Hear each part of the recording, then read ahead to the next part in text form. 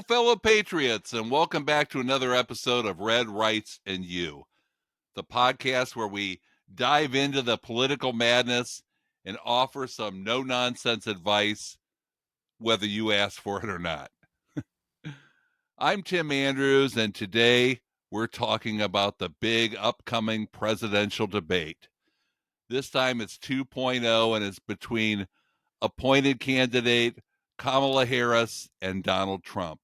That's right, folks. It's Kamala versus the Donald, and we're going to break down what each of them needs to do to win, and more importantly, what they need to avoid, like a left-wing vegan at a Texas barbecue. So grab your popcorn and your drink because this is going to be a wild one. All right, let's start with Kamala Harris, also known as the vice president, who seems to have a new favorite word each and every week. If she wants to win this debate, she's got to avoid one thing at all costs: laughing.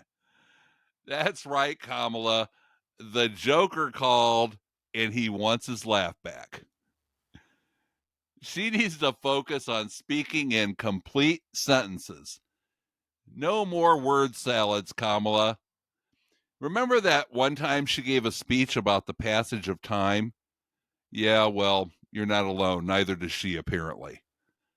Oh, and you might want to remember who your audience is and avoid explaining things like a second grade special needs teacher would to her class. Kamala, listen. Stick to the basics. You want to hit Trump on his policies, not on his hairstyle or his personality traits. Make some actual points, and maybe, just maybe, try answering a question using real words that have real meanings. And for the love of all things sane, no more hand clapping while talking like a kindergarten teacher. If she can do that, she might just pull it off. But let's be honest. This is Kamala we're talking about, so I wouldn't hold my breath if I were you. Now, what does she need to avoid? First and foremost, don't try to relate to the common folk. No more stories about listening to Tupac and Snoop Dogg before they even released an album. No one's buying it, Kamala. You were probably listening to, I don't know, Barry Manilow or something. Just be yourself. Well, actually, scratch that. Just be less of yourself. And for heaven's sake, avoid any questions about the border. We all know that's your kryptonite. If Trump asks you about the border, just pretend you're on mute. You may want to bring those phony earbuds you used when you ignored those reporters' questions while boarding that plane. You might want to do that just in case. Now, on to the man, the myth, the people's champion, or Cheeto chump, depending on what side you're on. President Donald J. Trump. Now, what does he need to do to win? Simple. Be Trump, but not too much Trump. We don't need 2016 Trumpster full-on WWE SmackDown mode.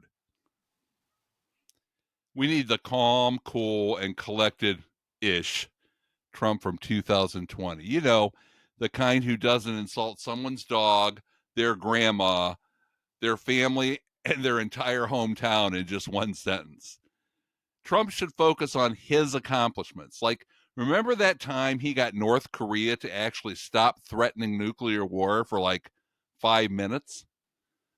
And how about gas under $2 and 1.9% inflation? He needs to lean into those and the many other achievements that the amnesiacs on the left seem to have forgotten. And hey, you can throw in a little humor. We know you've got jokes. Just keep them above the belt, okay? Now, what does Trump need to avoid? Where do I even start? First, avoid saying anything about bleach. In fact, just stay away from all medical advice. You're not Dr. Fauci. You're not even Dr. Phil. Even though all of us on the right actually know better than to take that kind of thing seriously. I actually shudder to think of what would have happened if that was said by the wolves on the left to their mindless, obedient sheep. I'm pretty sure the leading cause of death that year would have been bleach ingestion, not COVID. And don't call Kamala nasty. Don't call her comrade. Don't call her commie. I mean, it's all played out, and quite frankly, we know it already. How about something like not that great or something fresher? And please, please avoid mentioning how many times you've played golf while in office. Now, you can say you are wrapping up a new deal on the green, but avoid at all costs calling it the Green New Deal. In summary, Kamala needs to keep the cackling to a minimum, make some coherent points, and avoid sounding like she's auditioning for an incoherent improv troupe. And Trump, he needs to bring that New York swagger without turning it into a 10-round UFC bout. Now, will any of this happen? Probably not. But that's why we tune in, folks, to see who crashes and burns first. It's like NASCAR, but with more taxpayer dollars at stake. Hey, thanks for tuning in again to Red, Rights, and You. Please join us next time. And until then, stay the course, stay strong, and stay patriotic. God bless you all, and God bless America.